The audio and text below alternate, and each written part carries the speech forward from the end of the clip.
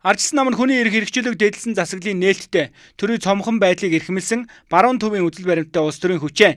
Гэвч энэхүү үзэл баримтлал намын нэр төрийг уландаа гიშиж хамтарсан засгийн газарт орох шийдвэрийг гаргасан ардчилсан намын дараа ганц төмөрт уг шаардлагыг хүргүүлж байгаа гэдгээ гишүүд нь мэдэгдэж байна. Эс биелүүлбэлс ардчилсан намын үндсэн дүрмийг зөрчсөн тооцож намын дараагаас огцруулах хөдөлгөөнийг эхлүүлэхээ мэдэгдэж байна. Улсын хурлд 10-аас дээш тооны судалтай нам эвслийн бүлгүүд байдаг. За эдгээр бүлгүүдэд мөн үндсэн хууль, улсын хурлын тухай хууль, улсын хурлын дэгийн тухай, чуулганы дэгийн тухай хууль, бусад хуулиудаар олгогдсон эрх үүргүүд бол хуулиар оногддог.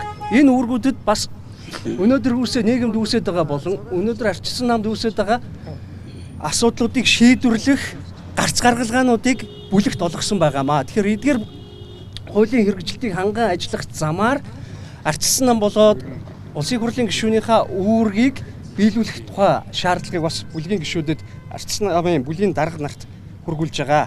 Бидний ард бол мянган гишүүд байгаа. Тэгээ энэ шаардлагыг бид ингээд биелүүлэхгүй болвол ардчилсан намын байран дээр бид нар одоо суултхийн. За бүлгийн дэргэд очиж бас бүлгийн нөхдүүдэд бид нар одоо энэ албан бичгээ гардуулах гэж байна. За ингээд ер нь бол парламентын засаглал бол гүйцэтгэх засаглалаа хянах ёстой. Гэтэл парламентын судалтай болсон 5 намыг одоо үндсэндээ 3 намыг одоо өвөртөө хийчихэд бид нар бол ганц төмрийг бол одоо ардчилсан намын дарга байх ёс суртахуунгүй гэж ингэж үзэж байгаа юм.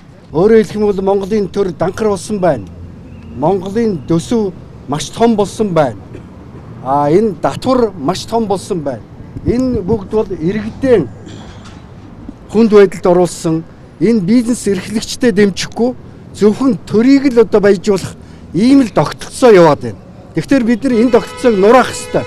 2021 онд 903 мянган иргэн ядуу, 2022 онд 914.2 мянган иргэн нь ядуу, 2023 онд 1.1 сая хүн ядуу ангилалд орсон Монгол улсын тоо баримт. Авилгын индексээр 2021 оноос хойш 11 байр ухарч, арчлын индексээр 2023 онд 81-т орж, 2024 онд автократ дэглэмж шилжсэн гэж анхааруулга төртлөө. Монгол улсын хөгжил жир эрх бүрсэн уруутсаар байна. Ийм нөхцөлд ардчилсан нам засгаасгаар сөрөг хүчний ажиллагаа хийж төрд хяналт тавих ёстой гэсэн байр суурийг намын гишүүд нь илэрхийлж байна.